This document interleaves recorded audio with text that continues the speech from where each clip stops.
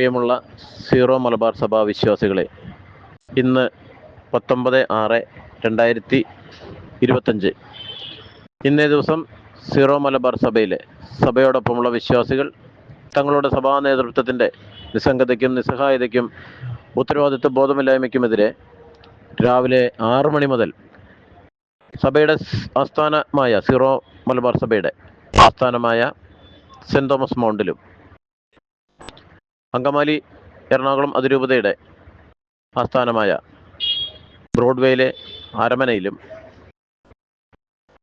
Zero Malabar സഭയുടെ ആസ്ഥാന ദേവാലയമായ cent Mary's cathedral ബസിലിക്കയുടെ മുമ്പിലുള്ള ആരാധന ചാപ്പലിനോട് ചേർന്നുള്ള ഗ്രൗണ്ടിലും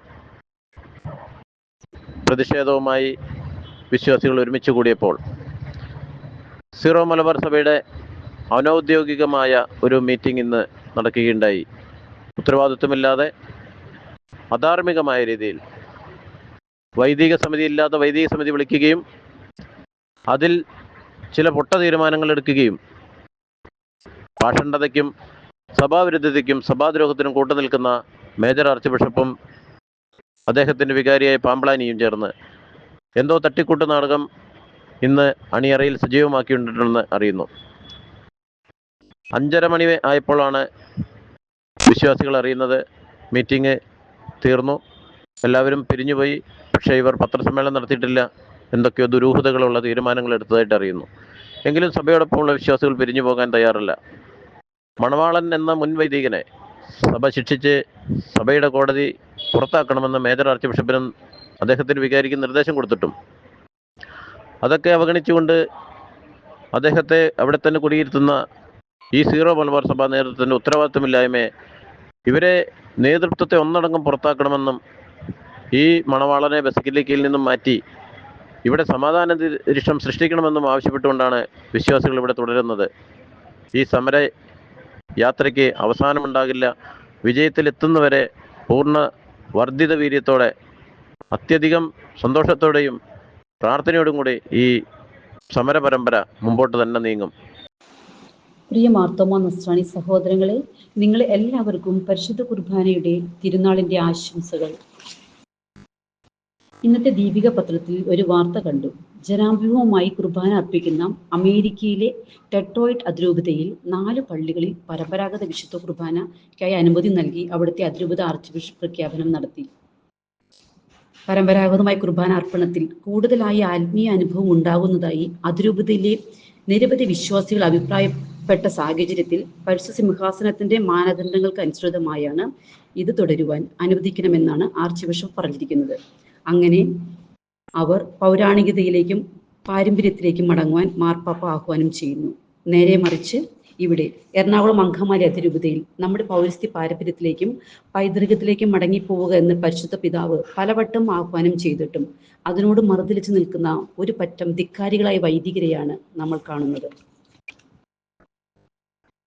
സധൈര്യം പരിശുദ്ധ കുർബാന, സഭ നിർദ്ദേശിച്ച കുർബാന നടപ്പിലാക്കുവാൻ ആത്മധൈര്യം കാണിക്കേണ്ടതിനു പകരം ഫ്രാൻസിസ് മാർപ്പാപ്പ പറഞ്ഞ പോലെ സഭയുടെ കൂട്ടായ്മയിൽ നിന്നും അകന്നിരിക്കുന്ന, അതുപോലെ തന്നെ രൂപത അധ്യക്ഷന്മാരെ ധിക്കരിച്ച്, പരിശുദ്ധ സിംഹാസനത്തെ ധിക്കരിച്ച്, സഭയുടെ പ്രബോധനങ്ങളെ തെറ്റായി വ്യാഖ്യാനിച്ച് പാഷാണ്ഡതയിൽ സഭാ നടപടികൾ നേരിടുന്ന ഒരു ചെറിയ കൂട്ടം വൈദികരുടെ സമ്മേളനം നടത്തി വീണ്ടും കർത്താവിൻ്റെ തിരുശരീര രക്തങ്ങളോട് തെറ്റ് ചെയ്യുകയാണ് നമ്മുടെ സഭാപിതാക്കന്മാർ ചെയ്യുന്നത്.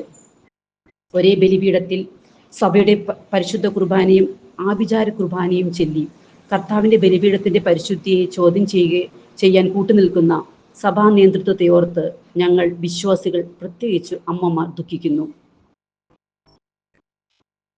അഭ്യർത്ഥനകളും ആഹ്വാനങ്ങളും കൊണ്ട് വിശ്വാസികളുടെ കണ്ണിൽ പൊടിയിടുന്ന പിതാക്കന്മാരെ, നമ്മുടെ ലിയോ 14 മാർപ്പാപ്പ സഭാവിശ്വാസത്തിനും ആരാധനക്രമ വിഷയത്തിലും അടിയുറച്ച തീരുമാനമെടുക്കുമെന്ന് ഞങ്ങൾ വിശ്വാസികൾ അടിയുറച്ച് വിശ്വസിക്കുന്നു. നിങ്ങളുടെ പൈശാചികതയോടുള്ള കോംപ്രമൈസ് ഉടനെ തന്നെ അസ്തമിക്കും. പിതാക്കന്മാരെ, നിങ്ങളുടെ ഈ അവിശുദ്ധ കൂട്ടുകെട്ടുകൾ വരും തലമുറയിൽ വിശ്വാസ പ്രതിസന്ധിക്ക് കാരണമാകുന്നുവെങ്കിൽ നിങ്ങളുടെ ഈ അവിശുദ്ധ കൂട്ടുകെട്ട് വികൃതമായൊരു തന്ത്രമാണെന്ന് ഞങ്ങൾ അമ്മമാർ പ്രത്യേകം നിങ്ങളെ ഓർമ്മപ്പെടുത്തുന്നു. ഇങ്ങനെ ഒരു തിരിച്ചറിവിൽ നിന്നുകൊണ്ട് തന്നെയാണ് സഭയുടെ ചരിത്രവും പൈതൃകവും മനസ്സിലാക്കി വരും തലമുറയെ വിശ്വാസ ബോധ്യമുള്ളവരും നിലപാടുള്ളവരുമായി വളർത്തിക്കൊണ്ടുവരുവാൻ ഞങ്ങൾ അമ്മമാർ ശ്രമിക്കുന്നതും സഭയോട് ചേർന്ന് നിൽക്കുന്നതുമെന്ന് ഓർമ്മപ്പെടുത്തിക്കൊണ്ട് നിർത്തുന്നു. നന്ദി. ഞങ്ങൾ അമ്മമാരുടെ സങ്കടം സഭാ ശുശ്രൂഷകരായി നിങ്ങൾ വരും തലമുറയ്ക്ക് ദുർമാതൃക കാട്ടിക്കൊണ്ട് ഇരിക്കുന്ന കൊമ്പ് തന്നെയാണല്ലോ വെട്ടുന്നത് എന്നാണ്.